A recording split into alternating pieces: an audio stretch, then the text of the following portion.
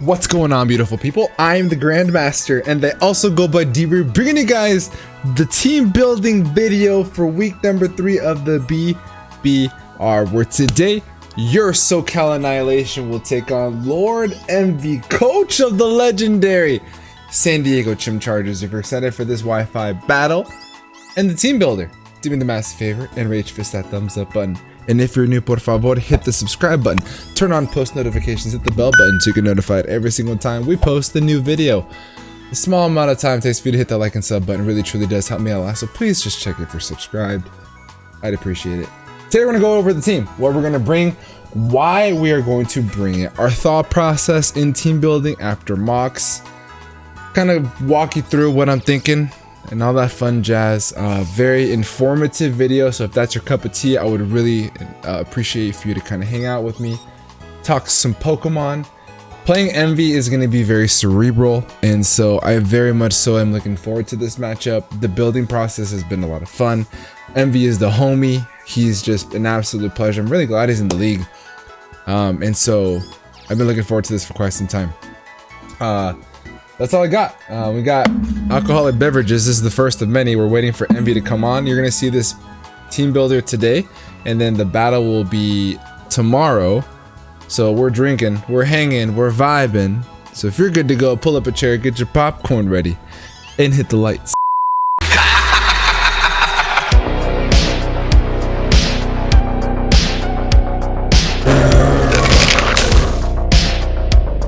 Alrighty, beautiful people, welcome back. We are here. Let's get things popping. Yet again, I've not requested a blank slide. So there's the first Pokemon we're bringing. But up above our head is the matchup. Let's just go over our team. Is right above us in the very top right-hand corner of your screen is going to be the San Diego Chim Chargers. The first Pokemon they drafted is the Hype Beast, the Walking Wake, Dragon and Water type. Fantastic Pokemon, the first water type sweeper.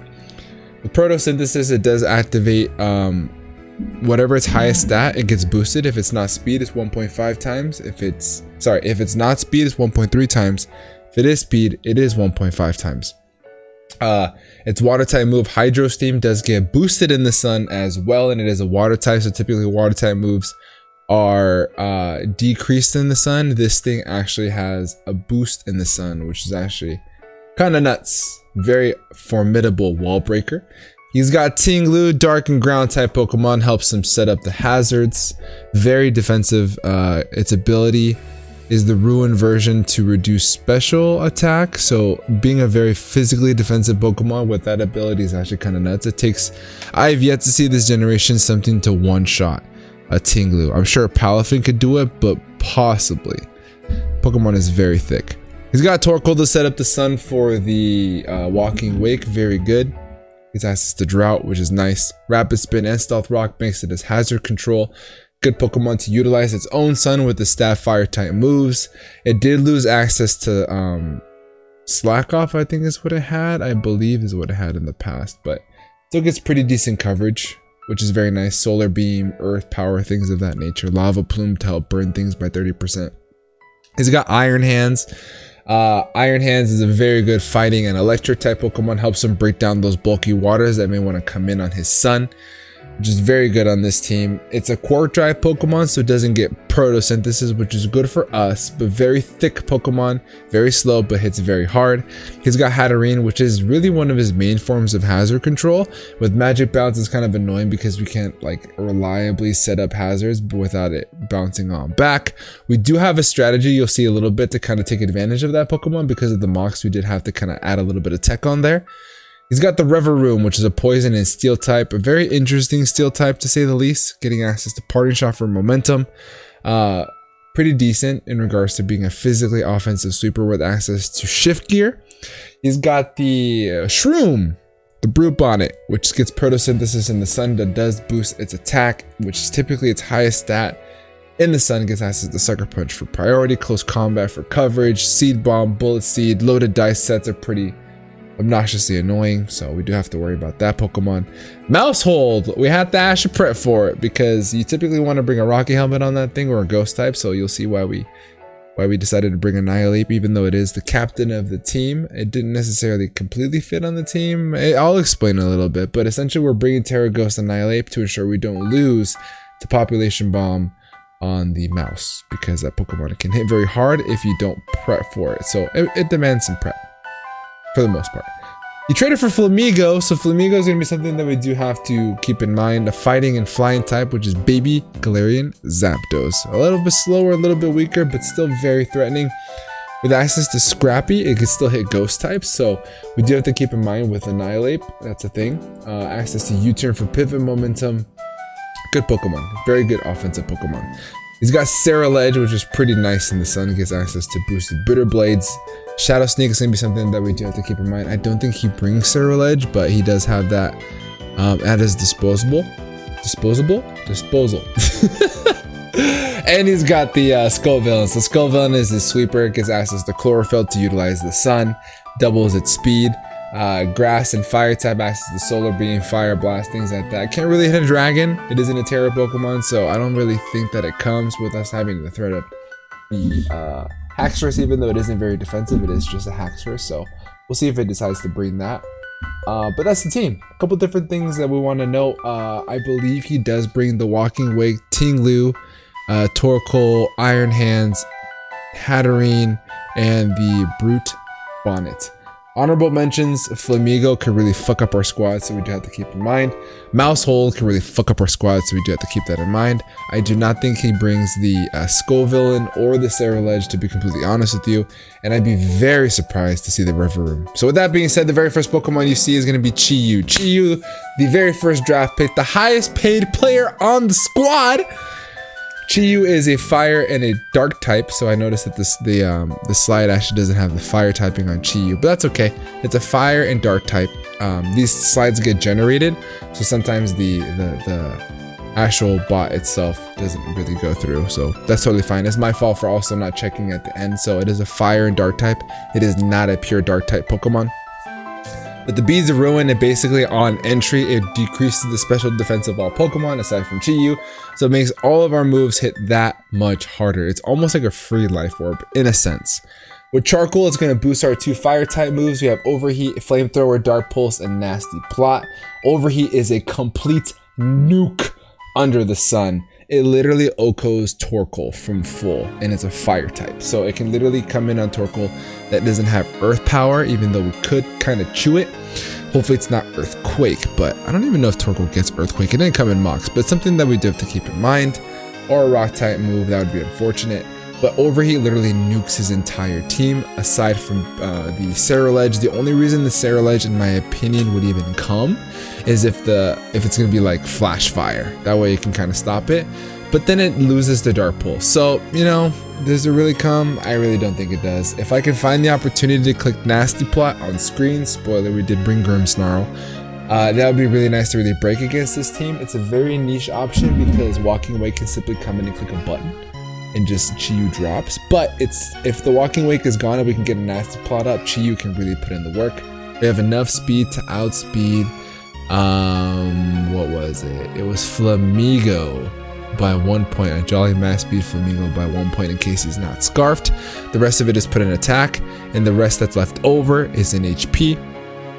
So this is here to literally break his team. And whenever we can get Chi-Yu in, get it in, click a button, which is typically what you want Chi-Yu to do anyway. So I'm very excited to bring it for the purpose that it was drafted on this team. Lycanroc Dusk is going to change his nickname from the Alpha to Silverfang.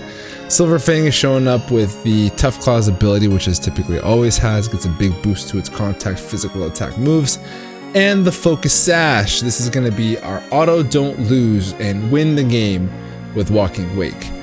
We outspeed the Walking Wake by 1 point with this spread. We have 252 in attack, 248 in speed, running with Jolly. Nature, the rest is in HP. This outspeeds Walking Wake by 1 point, so that makes us officially the fastest Pokemon on the field outside any Scarfers and or Chlorophyll Skull Villain, which I do not think comes. His team is very slow, so we want to take advantage of it. Lycanroc Dusk did a little bit better than Barraskewda here because Barraskewda's water type moves do get nerfed in the sun. In counter to the Walking Wake, so our water moves unfortunately get nerfed in the sun, so Lichen Rock just ends up being better here, which is really good. We have Excel Rock, Stone Edge, Play Rough, and Swords Dance. Swords Dance is very niche, couldn't really fit anything else that I could really like.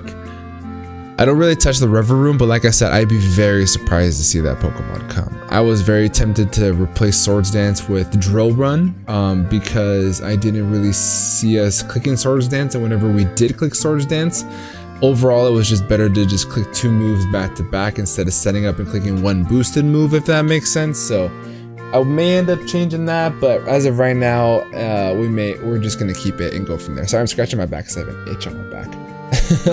And so Play Rough is there to hit a Terra Dragon Walking Wake. It also does super effective damage to the Tinglu, to the Iron Hands. Essentially, these 2 coverage types really do really well against this team. Play Rough goes super effective against the Brute Bonnet. Stone Edge and Excel Rock cover literally everything else, so this is here to hopefully win the game and clean up if possible. The next Pokemon that we're going to be bringing is going to be Blissy. You probably know what Blissy's here for. This is the Walking Wake answer. We have Seismic Toss, Healing Wish for the tech, Thunder Wave, Soft Boiled. We're running the natural cure ability this week over the Serene Grace, which is really nice. He probably is going to look on Toxicking this Pokemon if the River Room comes, and also Nuzzle and Hatterene is a problem, so being able to get rid of the paralysis and be able to get off our moves are really nice, and then send paralysis in return would be really handy. Heavy duty boots this week to ensure that we're able to live calcs, because if for whatever reason he decides to go Walking Wake modest max special attack with specs under the sun, it hurts a lot, so we can't risk taking Hazard's Chip on switching, so we run the heavy duty boots. 200 in HP, 144 in defense, and 164 in speed def, running the bold nature. The reason we have so much defense is because the Walking Wake does get low kick, even though it doesn't do the mostest. If we end up investing all in speed def, we do get a chance to 2-hit KO, if not 3-hit KO. 3-hit KO is actually the problem, because if we can't get a soft boil up and we're in range, we are very susceptible to drop into a 2-hit KO from low kick if we have chip on us. So I'd rather prepare for that and just put some defense in there, because Blissy's so speed def bulky. 135 in speed def and 255 HP is gross. Now, Healing Wish is very nice to be able to bring back Annihilate. Annihilate is coming, so that's a spoiler. To also be able to heal up Lichen Rock and Chi-Yu, it could be very niche, and it's also a very nice option. Seismitasi doesn't have a way to stop unless he brings the Serial Edge, and otherwise we would just go for Thunder Wave. He can't touch us otherwise, unless he has like Brick Break, which it could come to get rid of screens if he really thinks about it that way, but is an option. Softball is there for longevity. This is here to literally switch on a Walking Wake. It does very good against the Torkoal. It does very good against the Hatterene, although in one of our mock games, 2 of our mock games, a Calm Mind Draining Kiss Hatterene was very obnoxious. We ended up making the adjustments. And then in the mocks, shout out to my mock buddy, shout out to my front office, POOKIETHEGOD, D-Double, Kirby, OG Albina, Sven, love all you guys. Thank you so much for your help each and every week. After we got over the Calm Mindset, we got fucked up by Spec Set. So this being able to switch on the specs is very nice, and be able to get off a Seismic is fantastic just for chip damage. If it's specs, it can't recover outside of Draining Kisses, so that is very nice. It doesn't heal back much from Blissy, so it does 2 hits, but because of the high HP it gets a lot, but Seismic kind of keeps it at bay, is what I'm trying to say. Because Thunder Wave plus Seismic is that para chance, it still beats it 1v1, so that's very nice. Next Pokemon that's showing up is going to be Dawnfan. Don Julio! Let's get it, baby. We have Leftovers, Sturdy ability this week. Earthquake, Play Rough, Knockoff, and Rapid Spin. We have 176 in HP, 120 in attack, 164 in defense, 48 in speed, running the Adamant Nature. I have Leftovers for longevity, because that's really all we're going to get health. That's the best way to get health back, and also can recover the Sturdy ability. For those who don't know, from full, Dawnfan will always guarantee live 1 hit, which is very handy against things like the Walking Wake, against a Specs Torkoal, against a Brute Bonnet, against a Flamigo, which is very nice. Play Rough plus Earthquake literally cover his entire team, which is fantastic. Knockoff is there for getting rid of items. We want to get rid of whatever the Tinglu has. Leftovers was very annoying. Assault Vest on Mox was very annoying. Being able to get super effective damage on anything that wants to come. No, to be able to remove an item on anything that comes in is very nice.